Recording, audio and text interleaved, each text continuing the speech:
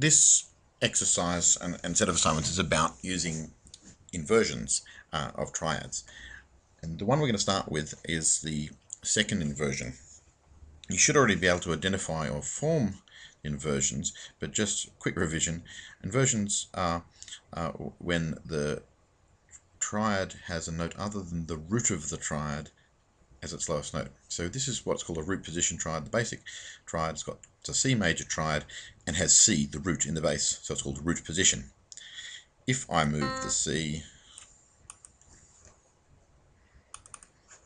if I move the C up to the top, the E is in the bass, and that's what's called a first inversion triad. And we very often use first inversion triads to make the bass line flow melodically or to create some harmonic variety without changing the triad. And I'll talk about that in a later video. But the one we're concerned with today is the second inversion triad, which has got the fifth of the triad in the bass.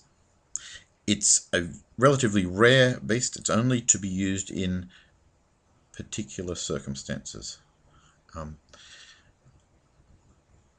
I suggest you read the Turek book as background to this set of exercises, and the relevant chapter is chapter 13, part writing with triads and inversion. Turek identifies four different categories of second inversion triad: cadential, passing, pedal, and arpeggiated. We'll just concern ourselves with the cadential second inversion and the passing second inversion, and sometimes known as the cadential 6/4 or passing 6/4 chord, because 6/4 are the figured bass for a second inversion triad. So the important point to stress is we only use second inversion triads in very particular circumstances. The first one of those that I want to show you is the cadential 6/4. So here we have a cadence in C major, and we have a typical descending line from the third degree of the scale to the second down to the tonic.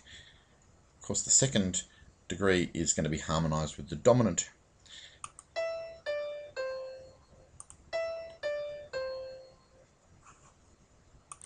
This is a classic situation in which you use the cadential 6/4 or cadential second inversion. What we do is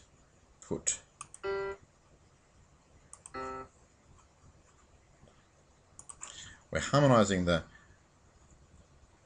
second scale degree to tonic with 5/1 in the bass, and we precede the dominant with another dominant, which is, as you've already seen, the bottom note, the bass note in a second inversion tonic chord. So this is often known as a 1C 5/1 progression. We've got to now complete the harmonization of the inner voices. Now, for this dominant chord here, we want to double the root. We very often want to double the root, and that's a sensible choice. So there I've doubled the root of the dominant, but again I've put the G in the previous chord. So in the second inversion chord itself, this one, I've doubled the fifth of the chord. That is, I've doubled the bass note. That's what you always do with second inversion chords. So it's a bit unusual, even though this is a C major triad, or possibly it's a C major triad. I'm doubling the G.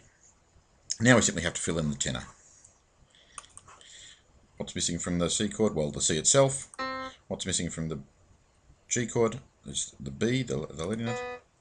And what do I do here? Well, that leading note should go up to the tonic, and that's fine. You can always triple the root and have the third, or we can skip it down. You don't always have to make the leading note resolve to tonic. You can skip it down to the fifth of the chord.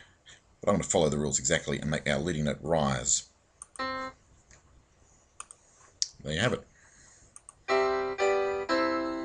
It's probably the simplest and most frequently met second inversion or 6/4 chord, the cadential 6/4.